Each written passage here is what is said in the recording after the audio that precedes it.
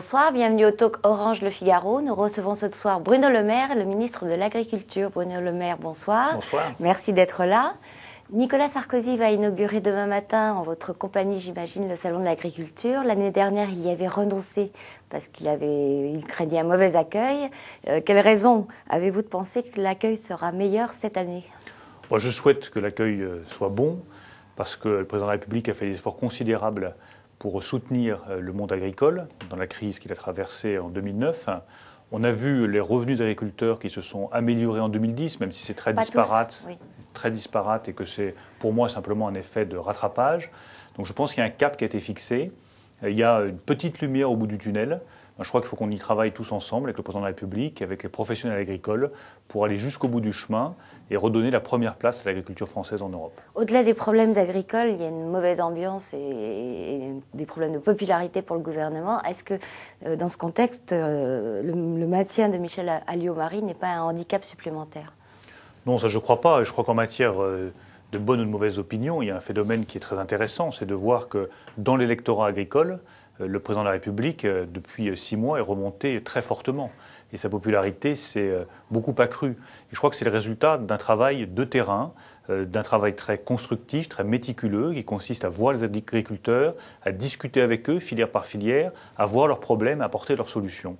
Ce n'est pas forcément un travail très spectaculaire, mais moi je crois à ce travail de terrain, je crois à ce travail très méticuleux pour obtenir des résultats politiques. Vous avez condamné très fortement la campagne de France Nature Environnement, dont une des affiches montre notamment un enfant qui joue sur des plages couvertes d'algues vertes. Nathalie Kosciusko-Morizet, qui est votre collègue ministre de l'Environnement, a jugé, elle, que cette campagne était légitime en disant que le droit d'expression des associations écolos était inscrit dans le Grenelle. Alors c'est encore le Grenelle qu'on assassine ? Non, je ne crois pas. Moi, je maintiens tous mes propos sur cette campagne France Nature Environnement. Je la juge scandaleuse. Pourquoi ? D'abord parce qu'elle remet directement en cause, une fois encore, les agriculteurs. Une fois encore, elle les rend responsables de tous les maux de notre société. Ce qui, je crois, objectivement, n'est pas le cas depuis des années et des années. Ils font des efforts. Aussi sur les algues vertes. Oui, mais c'est la deuxième raison pour laquelle je suis aussi choqué par cette campagne. Sur les algues vertes, je me suis rendu avec Chantal Joanneau à 2 reprises en Bretagne. Je suis allé avec le Premier ministre François Fillon.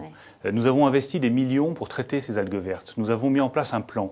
Et moi, ce que je regrette, qui fait qu'effectivement, je réagis fortement, c'est qu'il y a un travail qui a été fait derrière, par tout le monde, par les agriculteurs qui ont fait des efforts pour réduire les émissions de gaz et pour réduire les rejets des effluents d'élevage, par les associations environnementalistes aussi. Toutes ces associations de défense de l'environnement, nous avons très bien travaillé avec elles en Bretagne, avec le Conseil régional de Bretagne. Et j'ai eu Jean-Yves Le Drian hier au téléphone pour en parler avec lui. Tous ensemble, avec le gouvernement, nous avons travaillé pour trouver des solutions concrètes. C'est la bonne méthode. Plutôt que de lancer des invectives en disant c'est toi qui es responsable de ceci, c'est toi qui es responsable de cela, moi je crois à ce travail en commun. Et ce genre de campagne, justement, détruit des mois, des années de travail en commun. Ce que je souhaite, c'est qu'on retrouve la voie, le chemin du travail en commun entre agriculteurs responsables de l'environnement. Il n'y a que comme ça qu'on progressera vers une agriculture durable. Et je peux vous garantir que Nathalie Kosciusko-Morizet et moi, nous travaillons très bien ensemble et nous partageons cette volonté de travailler en commun. Il y a un débat qui, en revanche, divise la majorité. C'est celui que le président a décidé de lancer sur l'islam. On écoute, si vous voulez bien, ce qu'en a dit Rachida Dati ce matin. Mais il faut faire attention. Je pense, et c'est important de le dire, de ne pas stigmatiser l'islam en tant que religion et de ne pas stigmatiser les musulmans, qui sont d'abord français, en tant que pratiquants. En fait, c'est pas l'islam qui pose un problème. Le problème aujourd'hui, c'est de combattre ceux qui dévoient l'islam, qui l'utilisent pour défier les valeurs de la République. Je suis contre et je trouve inacceptable les prières dans les rues. Et nous avons aujourd'hui les moyens juridiques de pouvoir empêcher cela. Les musulmans ne demandent pas à prier dans les rues. Les prières dans les rues, on a laissé faire. Ça a été peut-être le manque de courage des politiques.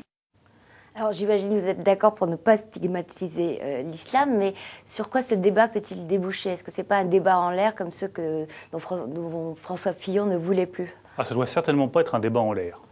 Et ça doit être, ce débat sur l'islam, un débat respectueux.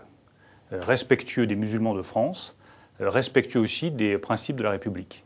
Je crois qu'il faut impérativement éviter 2 écueils dans ce débat qui a été lancé. Le premier, c'est l'écueil de la stigmatisation. Il n'est pas question de stigmatiser qui que ce soit, et certainement pas la population musulmane qui a toute sa place en France. Je rappelle que la religion musulmane est la deuxième de France, elle y a donc toute sa place. Le deuxième écueil qu'il faut éviter, c'est l'écueil de l'aveuglement. Et je rejoins parfaitement ce qu'a dit Rachida Dati. Moi, je suis élu dans l'Eure, élu à Évreux, élu en Haute-Normandie. Je vois un certain nombre de dérives. Je vois effectivement qu'il peut y avoir des prières dans la rue. On peut parfois faire des accommodements sur les questions de liberté d'expression. On peut parfois avoir des accommodements sur la question de l'égalité homme-femme en faisant des horaires différenciés d'ouverture des piscines pour les hommes et pour les femmes. On peut faire des accommodements sur la nourriture, par exemple. Mais tous ces accommodements-là sont des reculs. C'est ce qu'a fait Martine Aubry. Tous ces accommodements-là sont des reculs de la République. Et ils ne sont pas acceptables. Est-ce qu'il faudrait supprimer les processions catholiques, par exemple, pour que toutes les religions respectent la laïcité ? Certains le demandent. Certains disent pourquoi est-ce qu'on refuserait certaines manifestations de l'islam dans la rue puisqu'on accepte les manifestations catholiques ?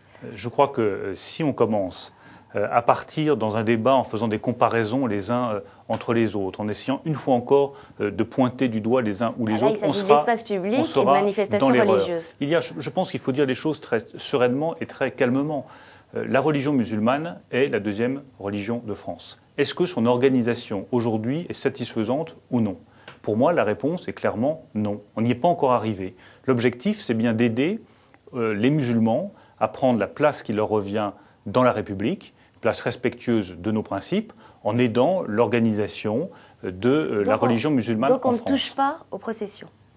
Mais une fois encore, si on commence à se poser... Non, moi je ne crois pas que ce soit le sujet du tout.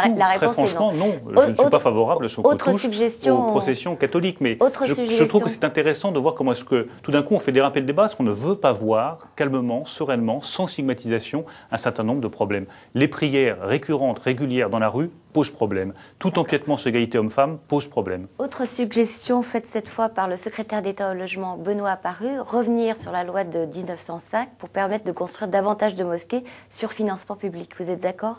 Moi, je ne suis pas favorable à ce que l'on touche la loi de 1905. Je pense que nous allons ouvrir un débat à n'en plus finir, que nous avons un cadre législatif qui est approprié et qu'il faut rester dans ce cadre législatif. Il y a d'autres solutions qui peuvent être envisagées pour cette question sensible de la construction des lieux de culte musulmans. Nous avions, au ministère de l'Intérieur, avec Dominique de Villepin, travaillé sur une fondation pour le culte musulman, qui permettait d'avoir des financements qui ne soient pas des financements publics et qui soient en même temps des financements contrôlés, pour éviter qu'il y ait des financements venus de l'extérieur, venus de l'étranger pour la construction de lieux de culte musulmans. Cette fondation n'a pas donné tous les résultats escomptés, mais c'est une piste de travail intéressante. D'accord. Marine Le Pen, elle, considère que ce débat va faire monter le FN. Est-ce que vous croyez au risque d'un 21 avril à l'envers ? Ce qui fera monter le Front National, c'est nos silences, nos renoncements et nos aveuglements. Nous sommes tous, quand nous sommes engagés en politique, élus. Nous voyons ce qui se passe sur le terrain, nous voyons un certain nombre de dérives par rapport aux principes républicains, nous voyons aussi une inquiétude de la population musulmane qui souhaite justement qu'on réponde à ses attentes, qu'on réponde à ses préoccupations et qu'on organise mieux le culte musulman qu'il ne l'est aujourd'hui. C'est dans cette direction qu'il faut avancer, avec beaucoup de sérénité, avec beaucoup de calme, mais si nous nions les problèmes, si nous refusons de les voir en face, là oui, nous ferons monter le Front National. Et donc le risque est possible ?